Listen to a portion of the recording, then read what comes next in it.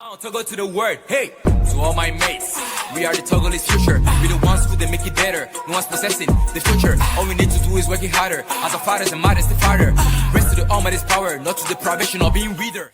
Moi c'est Akouedi Joël Lelinda, je suis togolaise dans la région de la Kara, j'ai 20 ans.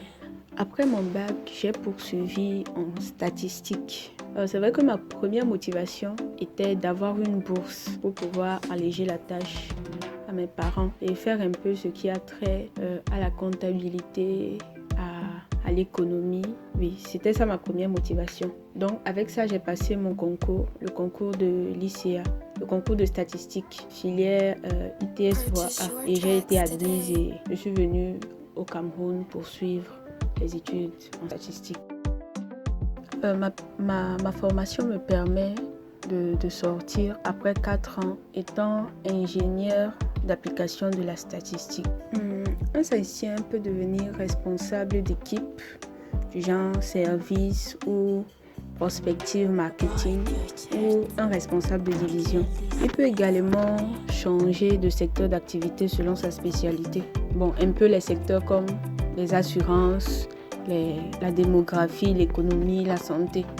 Donc après cette formation, c'est possible de se spécialiser aussi. C'est vrai qu'avec déjà le diplôme d'ingénieur statisticien, tu peux travailler dans plusieurs domaines que j'ai cités précédemment.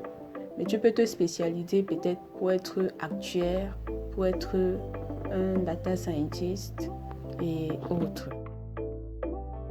Les principales difficultés que j'ai rencontrées étant au Cameroun ici pour ma formation, c'était beaucoup plus l'intégration. Parce que pour moi, quand même, c'était nouveau de voyager, d'aller dans un autre pays où je n'avais aucune famille, du genre aucun membre de ma famille.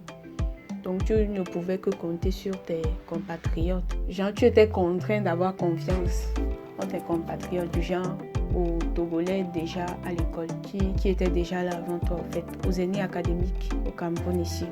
Donc c'était beaucoup plus l'intégration. Puis il y avait aussi un peu le climat qui m'a dérangé. Comme j'ai vécu à Lomé il fait plus chaud. Donc à Yaoundé ici, étant que je suis à Yaoundé, donc les montagnes, la fraîcheur et tout ça, il fallait aussi s'adapter. Et en classe, genre, la majorité des personnes dans notre classe étaient des Camerounais. Donc l'accent, la façon de parler et tout ça, il fallait s'adapter. Mais ce qui est bien aussi, c'est qu'il y avait d'autres nationalités du genre les Congolais, les Centrafricains, les Guinéens, les Nigérians, d'autres nationalités. Beaucoup les Malgaches.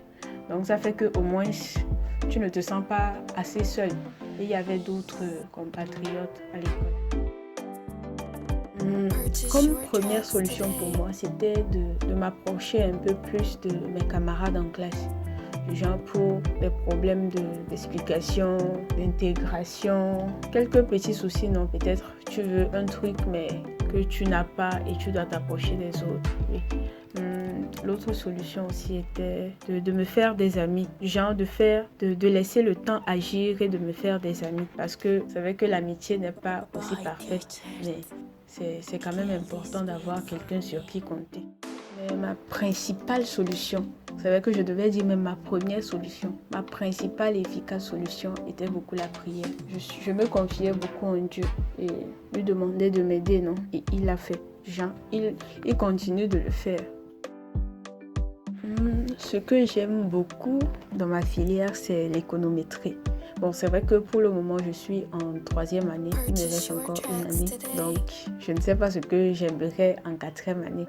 Mais pour le moment, j'aime beaucoup l'économétrie. En fait, c'est une branche de la science économique qui a pour objectif d'estimer et de tester les modèles économiques. Donc, c'est-à-dire, on voit un peu le lien qu'il y a entre une telle variable et d'autres variables. Bon, si je veux prendre l'exemple des dépenses par exemple, les dépenses d'un ménage ou bien d'une personne, avec l'économétrie, tu peux choisir d'autres variables comme peut-être le revenu que la personne a, la famille, l'âge de la personne, le statut matrimonial de la personne, voir si toutes ces variables ont un lien avec la dépense, du genre si les variables la permettent d'estimer du genre la dépense d'une personne.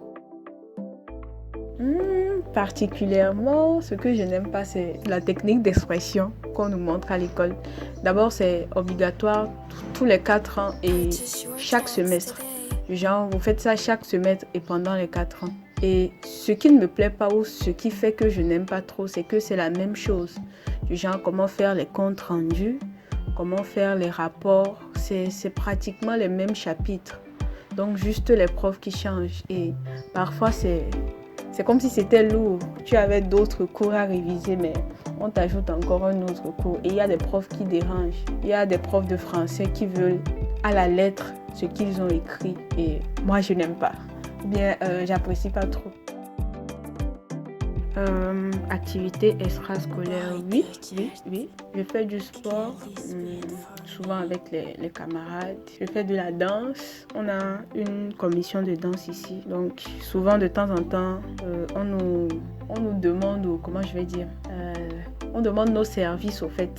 Genre pour peut-être certaines activités, certains spectacles. Donc, on peut un peu faire. Bon, c'est les danses de salon, l'afro-danse et autres.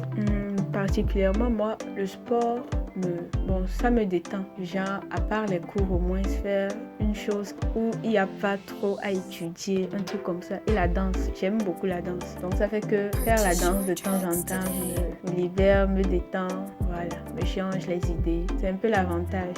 Parce que ça fait que tu n'es pas tout le temps sous pression et tu ne penses pas tout le temps aux études. Être carré sur les études, en fait. Bon, le premier secret pour réussir en statistique, c'est le travail. Le travail dans le sens où il faut maîtriser ce que les profs te donnent. Et par maîtriser, ce n'est pas seulement s'arrêter sur le cours qu'on donne en classe, mais aller approfondir, aller faire des recherches pour avoir tes propres connaissances, pour approfondir tes connaissances. Et avec ça, tu seras un bon statisticien. Bien bon, je serai une bonne statisticienne. Une autre chose, c'est aussi apprendre des autres. Du genre, ok, moi je suis bon en comptabilité nationale ou je me débrouille pas mal en économétrie. Donc, je pars chez l'autre qui peut m'aider en économie internationale ou un autre qui peut m'aider en théorie de sondage, par exemple. Parlant d'impact des statisticiens dans la communauté.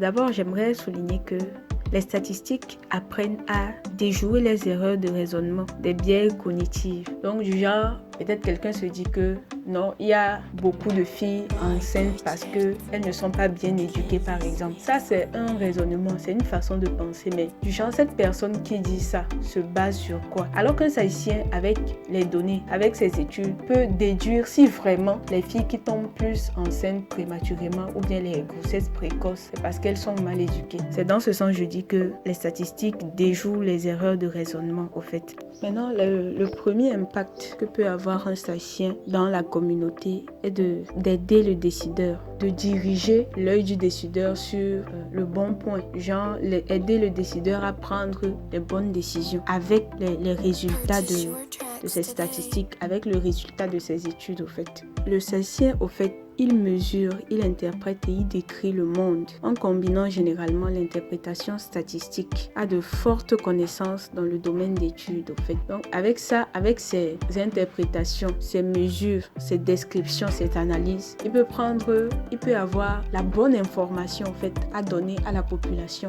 à donner à la communauté. Et aussi, les données qu'un informaticien ou un programmeur peut ressortir, par exemple, le statisticien, lui, non seulement il ressort ses données, mais il peut les interpréter de la sorte que même une bonne femme qui n'a jamais été scolarisée puisse comprendre de quoi on parle, puisse savoir si la décision-ci est utile pour moi ou pas. Ce que je ferais de différent si je recommençais depuis le début, ce sera de m'adapter plus, de m'intégrer plus et aussi de commencer vite les activités extrascolaires parce que ça m'a beaucoup aidé et moi j'ai commencé ces activités quand j'étais en 2e année et j'ai vu que ça m'a beaucoup aidé du genre, ça te permet de changer les idées et de ne pas être tout le temps centré sur les études parce que oui, c'est bien d'être centré sur les études mais le souci est qu'à un moment, il y a la pression et la pression fait que peut-être on manque de concentration, on manque d'aptitude, de créativité, ces genres de trucs. Bon, c'est vrai que ça, c'est quand il y a trop de pression, parce que la pression, c'est vrai que ça aide aussi à travailler, mais quand il y a trop de pression, ça devient nuisible. Et aussi, pourquoi pas, peut-être plus faire des recherches, plus approfondir ce que j'avais appris en première année, parce que particulièrement moi, en première année, je n'étudiais pas. Bon, pas que je n'étudiais pas, mais je n'étudiais pas comme il fallait. Donc, j'étais beaucoup plus centrée sur mes points négatifs, sur ce qui ne va pas, au lieu de voir devant et de travailler plus. Moi, même, j'allais accéder au découragement. J'allais être découragée, mais bon, je ne me laisse pas faire. Pour moi, tout découle d'une vision, d'un objectif. Donc, le conseil que je vais demander à un potentiel candidat qui aimerait poursuivre dans la même filière, c'est-à-dire en statistique, c'est de voir ses objectifs. Il veut atteindre quoi comme objectif? Un statisticien d'abord, c'est quelqu'un qui est très bien payé.